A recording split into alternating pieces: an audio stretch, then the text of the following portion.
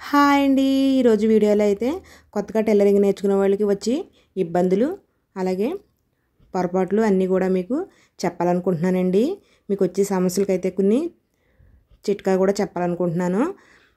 నేనైతే ఈ వీడియోలో ప్రస్తుతానికి నెక్ పట్టి హ్యాండ్స్ సైడ్ జాయింట్లు ఏ విధంగా చేసుకోవాలని మాత్రమే చెప్తానండి. అవైతే నేను ముఖ్యంగా చెప్తాను. మిగతా అన్నీ కూడా మీకు ఫాస్ట్గా స్టిచ్చింగ్ వేసేస్తూ ఉంటాను. అయితే కొత్తగా టైలరింగ్ నేర్చుకునే వాళ్ళకి బ్లౌజ్ స్టిచ్చింగ్ చేసేటప్పుడు చాలా ప్రాబ్లమ్స్ వస్తాయండి. ఈ ప్రాబ్లమ్స్ వస్తే బ్లౌజ్ కట్టడం చాలా కష్టం. టైలరింగ్ మానేద్దామా అని కూడా అనిపించేస్తూ ఉంటుంది. అస్సలు మానొద్దండి. ఫస్ట్లో అలానే ఉంటుంది. అలవాటు అయ్యే కొలది మీకు బ్లౌజ్ కటింగ్ స్టిచ్చింగ్ కూడా చాలా ఈజీగా అనిపిస్తుందండి. మేము నేర్చుకునేటప్పుడు అయితే ఆన్లైన్ క్లాసులు లేవు. అయినా సరే మేము టైలర్ దగ్గరికి వెళ్ళి వచ్చిన ప్రతి ప్రాబ్లమ్స్ని కూడా అడిగి తెలుసుకుని నేర్చుకునే వాళ్ళం అండి. మీకు అలా కాదు, ఇంట్లోనే ఉండి ఫోన్లో చూసుకుని మీ ప్రాబ్లమ్స్ని మీరు సాల్వ్ చేసుకోవచ్చు. మంచి ఆప్షన్స్ అయితే ఉంది కాబట్టి మీరు టైలరింగ్ చాలా ఈజీగా అయితే నేర్చుకోవచ్చండి.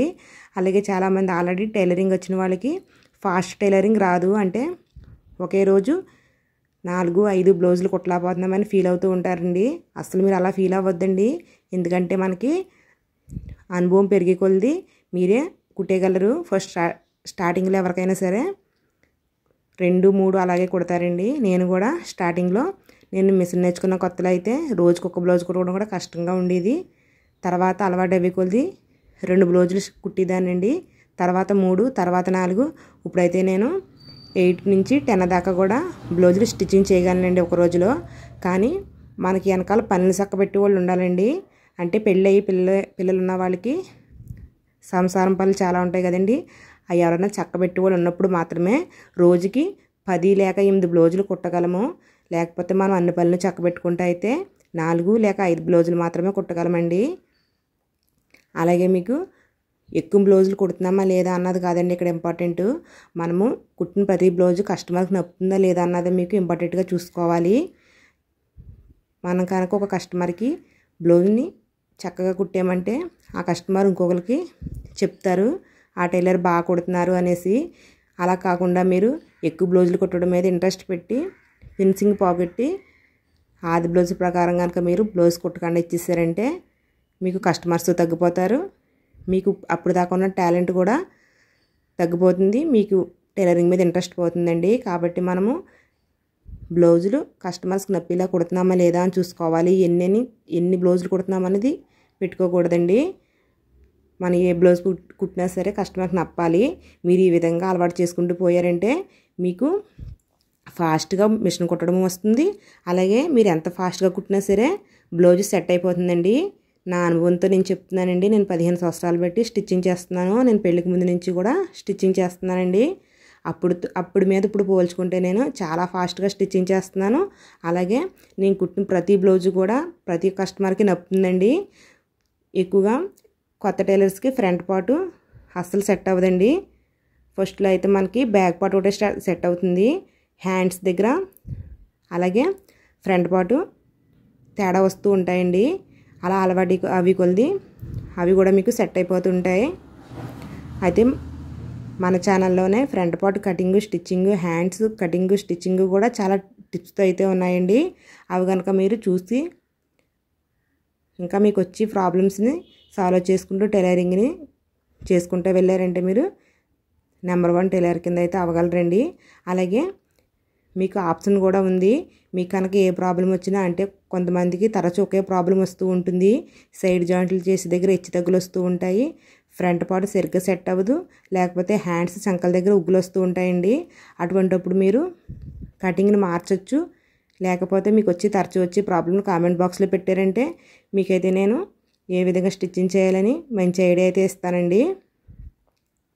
ఈ విధంగా మీరు కొన్ని విషయాలు అయితే తెలుసుకుని టైలరింగ్ చేయవలసి ఉంటుంది. అలాగే మనము టైలరింగ్ చేసేటప్పుడు కస్టమర్ ఇష్టం బట్టి కూడా చేయాలండి. మనం కస్టమర్కి మనకు ఆది బ్లౌజ్ తెచ్చి ఇచ్చినప్పుడు కొన్ని విషయాలు అయితే అడగాలి. ఈ ఆది బ్లౌజ్ మీరు రీసెంట్గా వేసుకుని చూసారా, లేకపోతే ఎప్పుడో వేసుకున్నదా అని. నా దగ్గరికి వచ్చి కస్టమర్లు చాలామంది బ్లౌజ్ వేసుకుని 1 ఇయర్ అయిన బ్లౌజ్ని కూడా తెస్తూ ఉంటారు. 1 ఇయర్లో వాళ్ళ బాడీ షేప్ ఎలా మారిందో వాళ్ళకే తెలియదు. ఆ బ్లౌజ్ని పెట్టి మనం స్టిచ్చింగ్ చేస్తామంటే ఆ బ్లౌజు టైట్ అయినా సరే మనం కుట్టిన బ్లౌజ్ కూడా టైట్ వస్తుంది. అప్పుడు మనదే కుట్టు తేడా అంటారు. అందుకనేసి మనము బ్లౌజు మీరు రీసెంట్గా వేసుకున్నారా, వేసుకుని ఎన్ని సంవత్సరాలు అయిందని అడిగి మీరు స్టిచ్చింగ్ చేయవలసి ఉంటుందన్నమాట. రీసెంట్గా వేసుకున్న బ్లౌజులు మాత్రం ఆతికిచ్చుకోండి. అలాగే కస్టమర్స్కి నెక్ పెద్దది ఇష్టమా చిన్నది ఇష్టమా సేమ్ అంతే ఉండాలా అవి కూడా మీరు తెలుసుకోవాలండి. నేను ఎక్కువగా ఏ కస్టమర్ వచ్చినా సరే బ్లౌజ్ మీరు రీసెంట్గా ఇస్తున్నారా ఎప్పుడుదో ఇస్తున్నారా అని అడుగుతానండి. రీసెంట్గా వేసుకుని చూసారా అని అడుగుతాను. అలాగే మీకు తరచూ వచ్చే ప్రాబ్లమ్స్ ఏంటని అడుగుతానండి కస్టమర్ని. కొంతమంది నాకు మెడ జారి ప్రాబ్లం ఉందన్న వాళ్ళకి నేను మెడ అస్సలు పెద్దది కుట్టనండి, చిన్నది చేసేస్తూ ఉంటాను. మెడ జారి ప్రాబ్లం ఉన్న వాళ్ళకి మన అంగుళం కూడా మెడ పెరగకుండా చూడాలి. కొంతమంది అయితే చంక దగ్గర గుగ్గులు వస్తూ ఉంటాయంటారు. అప్పుడు మనం ఫ్రంట్లో తీసి దగ్గర జాగ్రత్త వహించాలన్నమాట. కొంతమందికి అయితే సైడ్ జాయింట్ల దగ్గర గుగ్గులు వస్తూ ఉంటాయంటారు. మనం స్టిచ్చింగ్ చేసేటప్పుడు సైడ్ జాయింట్ల దగ్గర జాగ్రత్త వహించాలన్నమాట. అలా మీరు వచ్చిన కస్టమర్స్ని మీరు ప్రాబ్లమ్స్ని అడిగి దాని ప్రకారం స్టిచ్చింగ్ చేశారంటే కస్టమర్స్ పెరుగుతారు, మీకు టైలరింగ్ మీద అనుభవం పెరుగుతుంది, ఇంట్రెస్ట్ కూడా పెరుగుతుందండి. ఇప్పుడైతే మనము నెక్ పట్టి స్టిచ్చింగ్ చేసేటప్పుడు కొన్ని టిప్స్ అయితే చెప్తానండి. మనమైతే నెక్ పట్టిని ఈ విధంగా స్కేల్ అంత వెడల్పుతో మార్కింగ్ చేసుకుని క్రాస్ ముక్కలను అయితే కట్ చేసుకోవాలి. మీకు నిన్న పెట్టిన వీడియోలో అయితే మనకి ఆది బ్లౌజ్ కంట నెక్ చిన్నదైతే ఏ విధంగా పెద్దది చేసుకోవాలి, పెద్దదైతే ఎలా తగ్గించుకోవాలని ఒక వీడియో చేసి పెట్టానండి. ఆ వీడియో అయితే చాలామంది చూశారు. మీరు కనుక చూడకపోతే మీరు కూడా చూడండి. అలాగే మనము నెక్ని అయితే ఈ విధంగా స్టిచ్చింగ్ చేసుకోవాలండి. నెక్ పట్టిని ఈ విధంగా స్టిచ్చింగ్ చేసేటప్పుడు 1/2 ఇంచ్ బయటికి ఈ విధంగా వదులుకోవాలి.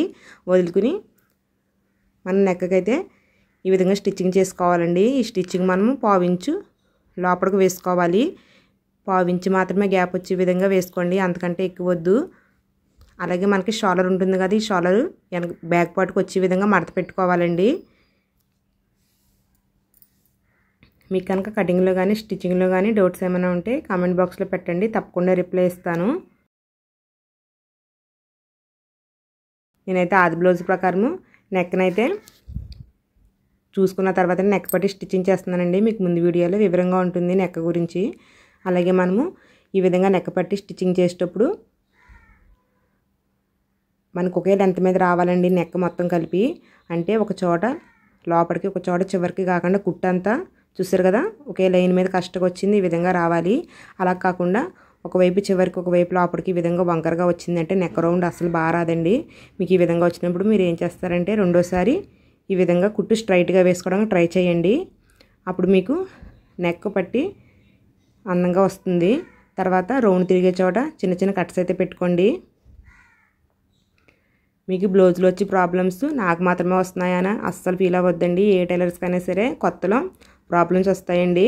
మీరు తరచూ రెగ్యులర్గా బ్లౌజులు కుట్టారంటే ఆ ప్రాబ్లమ్స్ తగ్గుతూ ఉంటాయి. తర్వాత నెక్ పట్టిని మనము కుట్టు ఎంత కుట్టామో అంత మడత ఆ కుట్టు మీద మడత పెట్టాలి. అప్పుడు మనకి ఇటువైపు చేతి పని చేసుకోవడానికి మెడపట్టి కూడా అంతే వస్తుందన్నమాట. మనం 1/4 ఇంచు వెడల్పుతో కుట్టాము కదా, ఆ కుట్టు మీదే మెడకత్తుకుని పీస్ని మడత పెట్టామంటే అంతే వెడల్పుతోటి మనకి మెడపట్టి వస్తుంది. అలాగే మనం రెండోసారి వేసుకుని కుట్టు మెడపట్టి మీద కానీ బ్లౌజ్ మీద కానీ పడకుండా రెండాటికి మధ్యలో ఈ విధంగా పడే విధంగా కుట్టు వేసుకోవాలి. ఇవి వేసుకుని కుట్టు మెడపట్టి మీద కొద్దిగా పడినా పర్లేదు కానీ బ్లౌజ్ మీద అయితే అసలు పడకుండా చూసుకోవాలండి. మీరు స్టార్టింగ్లో ఇలాంటి కుట్లు స్లోగా కుట్టారంటే మీకు అందంగా వస్తాయి. అలవాటు అవి కొలది మీకే తెలియకుండా ఫాస్ట్గా కుట్టేయగలరు. చూసారు కదా మనం మెడపట్టిని ఈ విధంగా మడతపెట్టి చేతి పని చేసుకున్నామంటే లుక్ అయితే చాలా బాగుంటుందండి. మెడపట్టికి మనం ఎక్కువగా క్రాస్ ముక్కలను ఉపయోగించాలి. అలాగే 1.5 వెడల్పుతోటి పీస్ అయితే తీసుకోవాలండి. అలాగే మన లైనింగ్ బ్లౌజు స్టిచ్చింగ్ చేస్తుంటే లైనింగ్ పీస్ తోటే నెక్ పట్టిని స్టిచ్చింగ్ చేసుకోవాలన్నమాట. తర్వాత మనము షోల్డర్ వెడల్పు అయితే ఆది బ్లౌజ్ ఈక్వల్గా వచ్చిందో లేదా అని చూసుకోవాలి. ఇటు సైడు మెడపట్టిని వదిలేసి ఈ విధంగా చూసుకున్నప్పుడు చూసారు కదా నాకు కుట్లు కోసము 1/2 ఇంచు ఎగస్ట్రా తీసుకున్నాను. నాకు 1/4 ఇంచు ఎగస్ట్రా వచ్చిందండి షోల్డరు. ఈ విధంగా మనం చూసుకోవాలి. తర్వాత బ్యాక్ పార్ట్ ఫ్రంట్ పార్ట్ ఈక్వల్గా ఉన్నాయా లేదా అని చూసుకోవాలి. మనకి బ్యాక్ పార్ట్కి చేతి పని కోసం పెట్టుకుని నడుము పట్టిని మడత పెట్టేసి రెండు ఈక్వల్గా రావాలి. చూసారు కదా ఈ విధంగా మడత పెట్టి చూసుకున్నాను, నాకైతే ఈక్వల్గానే వచ్చింది. ఒకవేళ మీకు బ్యాక్ పార్ట్ కంటే ఫ్రంట్ పార్ట్ కానీ ఫ్రంట్ పార్ట్ కంటే బ్యాక్ పార్ట్ కానీ 1/2 ఇంచు కానీ 1/4 ఇంచు కానీ ఎక్స్ట్రా వస్తే నేను మార్కింగ్ చేస్తున్నాను కదా, ఈ మార్కింగ్ ప్రకారము మీకు ఎంత పొడవు వస్తే అంత పొడవు కట్ చేసుకోవచ్చు. ఎక్కువ కాదండి, 1/2 ఇంచు 1/4 ఇంచు ఎక్కువ వస్తేనే కట్ చేసుకోవాలి. ఇంకా ఎక్కువ వస్తే చంక దగ్గర డాట్ వేసుకోవాల్సి ఉంటుంది. తర్వాత నేను షాలర్ దగ్గర వచ్చిన ఎగస్ట్రాని కూడా ఈ విధంగా తీసేసుకుంటున్నానండి. మనము షాలరు స్ట్రైట్గా నీట్గా ఉండేలా చూసుకోవాలండి. బ్యాక్ పార్ట్ ఫ్రంట్ పార్ట్ దగ్గర షాలర్ సమానంగా ఉండేలా చూసుకోవాలి. హెచ్చు తగ్గులు వచ్చినా ఆది బ్లౌజ్ కంటే ఎక్కువ వచ్చినా కట్ చేసుకోవాలి. అలాగే మనకి ఈ రౌండ్ షేప్ కూడా ఉందా లేదా అని చూసుకున్న తర్వాతే హ్యాండ్ జాయింట్ చేశారంటే మనకి హ్యాండ్ రౌండ్ నీట్గా వస్తుందండి. మీరు ఇలాంటి చిన్న చిన్న విషయాలు అయితే గుర్తుపెట్టుకోవాల్సి ఉంటుంది. అలాగే మనం ఒక సైడ్ కాకుండా రెండు సైడ్లు కూడా చూసుకోవాలి. హెచ్చు తగ్గులు ఏమైనా వచ్చేయలేదా అని. ఇటు సైడ్ కూడా నాకు హెచ్చు తగ్గులు ఏమీ రాలేదు. అలాగే షాలర్ మట్టుకి ఇటు సైడ్ కూడా పావించి ఎగస్ట్రా వచ్చింది.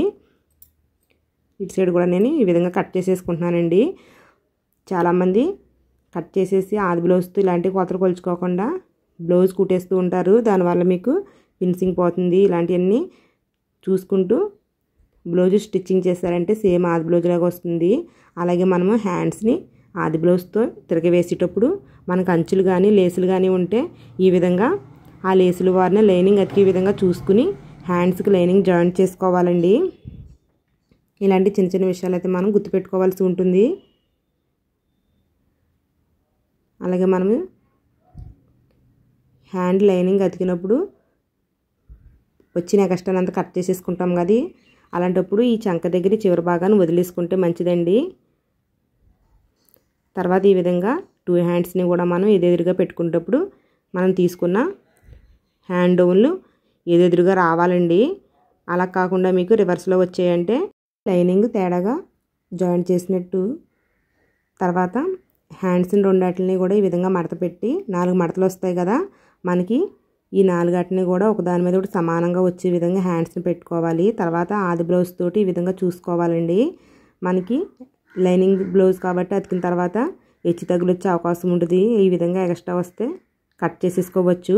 అలాగే మనకి హ్యాండ్ ఈ చివరి భాగాన్ని కూడా ఈ 4 మడతలు హెచ్చు తగ్గులు రాకుండా ఈక్వల్గా ఉండేలా చూసుకోవాలండి. ఇలా చూసుకుని మనము హ్యాండ్స్ జాయిన్ చేసామంటే మనకి సైడ్ జాయింట్ల దగ్గర హెచ్చు తగ్గులు రావు.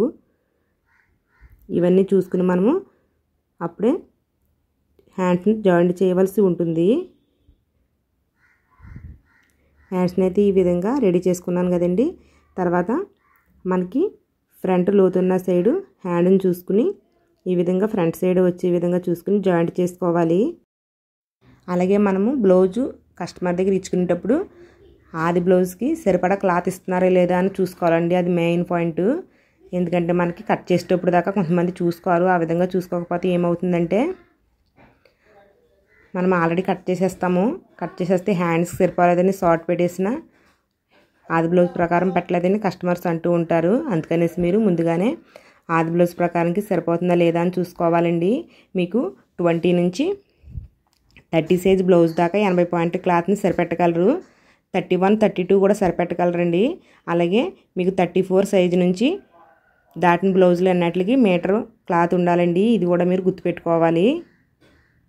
అలాగే మనము హ్యాండ్స్ అతికిన తర్వాత కూడా షాల్డర్ సరిపోయిందా లేదా అని చూసుకోవాలండి. ఒకవేళ మీకు హ్యాండ్స్ అతికేసిన తర్వాత కూడా ఆది బ్లౌజ్ కంటే షాల్డర్ ఎక్కువ వస్తే ఈ విధంగా మనము హ్యాండ్స్కి 2 కుట్టు వేస్తాం కదా, వేసేటప్పుడు షాల్డర్ దగ్గరికి వచ్చేటప్పుడు కొంచెం లోపలికి లాక్కున్నామంటే షాల్డర్ వెడల్పు తగ్గుతుందండి.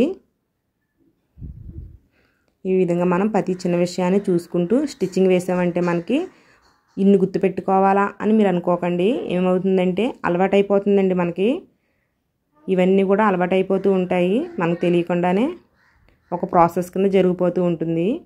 ఈ విధంగా హ్యాండ్స్ జాయింట్ చేసుకున్న తర్వాత మనము షాలర్ మధ్య నుంచి ఈ విధంగా సైడ్ జాయింట్లకి మడత పెట్టుకోవాలండి. అలాగే నేను ఎప్పుడు కూడా హ్యాండ్ మార్కింగ్ చేసుకుంటాను కదా కటింగ్లో, దాన్ని ఎప్పుడు ఫాలో అవ్వనండి స్టిచ్చింగ్ చేసేటప్పుడు. ఎందుకంటే ఆది బ్లౌజ్ని మనం ఫాలో అవ్వాలి హ్యాండ్స్కి. కొంతమందికి లెఫ్ట్ హ్యాండ్ ఒకలాగా రైట్ హ్యాండ్ ఒకలాగా ఉంటుంది. నేను అందుకని ఆది బ్లౌజ్ని తిరగవేసేసి ఏ హ్యాండ్కి ఆ హ్యాండ్ లూజ్ తీసుకుంటానండి. నేను కుట్టి కస్టమర్లో సగానికి పైగా మందికి రైట్ హ్యాండ్ కొంచెం లూజ్ ఎక్కువ పెట్టవలసి ఉంటుంది. కొంతమందికి లెఫ్ట్ హ్యాండ్కి లూజ్ ఎక్కువ పెట్టవలసి ఉంటుందండి. అందుకని నేను హ్యాండ్ లూజ్ ఎప్పుడు చూసారు కదా ఆది బ్లౌజ్ తోటి తీసుకున్నాను. అలాగే మనకి కొంచెం పొడవంటి హ్యాండ్స్ అయితే హ్యాండ్ మధ్యలో కూడా ఆది బ్లౌజ్తో తీసుకోవాలి. నేను ఇప్పుడు అదే పని చేశాను చూసారు కదా, హ్యాండ్ మధ్యకు కూడా చూసుకున్నాను. అలాగే చంక లూజ్ కూడా చూసుకోవాలండి. మనం కొలత ప్రకారంగా చంక లూజ్ పెట్టేస్తూ ఉంటాము. కానీ కొంతమందికి కావాలని కొద్దిగా లూజ్గా పెట్టుకునే వాళ్ళు ఉంటారు, కొంచెం టైట్ పెట్టుకునే వాళ్ళు కూడా ఉంటారండి. అలాగే మనము ఆది బ్లౌజ్ తోటి ఈ విధంగా సేఫ్ బెల్ట్ కూడా చూసుకోవాలి. ఉక్స్ లేప్ సేఫ్ బెల్ట్కి హుక్ స్లీవ్ సేఫ్ బెల్ట్ ఆది బ్లౌజ్ తీసుకుని కుట్టి ఎక్కడ దాకా వచ్చిందో చూసుకోవాలి. అయితే మనం చేసుకున్న మార్కింగు ఆది బ్లౌజ్ సేఫ్ బెల్ట్కి ఉన్న కుట్టు ఒకే చోటకు వచ్చాయి కాబట్టి నేను ఈ విధంగా స్టిచ్చింగ్ వేసుకుంటున్నాను. అలాగే మనం కుచ్చుల కోసము 3 టైమ్స్ అయితే కుట్లు వేయాలండి. చూసారు కదా, నేను ఈ విధంగా 3 టైమ్స్ అయితే కుట్లు అయితే వేసేసుకున్నాను. తర్వాత మనకి ఈ విధంగా వేసుకున్నాక సైడ్న ఎడ్జ్ దగ్గర ఏమైనా వస్తే ఈ విధంగా కట్ చేసేసుకుంటే మనకి నీట్గా ఉంటుందండి.